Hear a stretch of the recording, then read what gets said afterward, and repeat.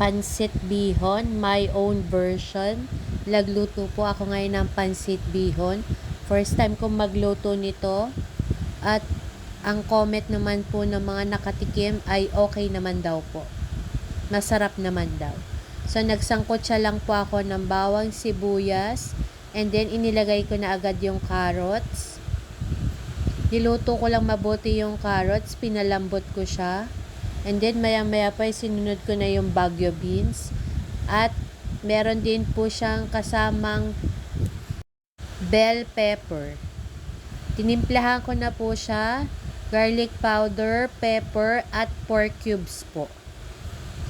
Niluto ko lang po mabuti. And then, nung naluto na yung mga gulay, nagprito ko muna ng squid ball, kikiam, at saka ng pork. So, sinama ko na siya sa gulay. And then, tinimplahan ko pa po siya ng oyster sauce. Pagkatimpla ko ng oyster sauce, niluto ko pa po siya mga 5 minutes. And, luto na po ang sahog sa pansit bihon natin. Nilagay ko pala huling-huli yung repolyo. Sorry po. So, pagkalagay ko ng repolyo, niluto ko pa siya ng mga 5 minutes. And, almost done. Tapos na po ang sangkap. So, ang sahog po sa pansit bihon. So, ang gagawin naman po natin, yung bihon mismo.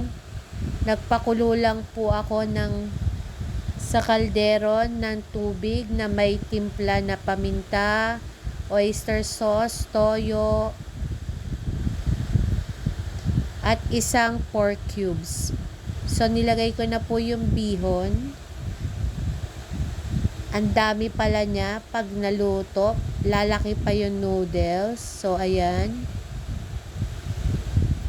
Pinalambot ko lang po siya. Ito na po yung itsura niya ng naluto. And then, isinama ko na yung mga sahog. Almost done. Pansit bihon. Come on, let's eat. Thank you for watching. Hope you like it. See you.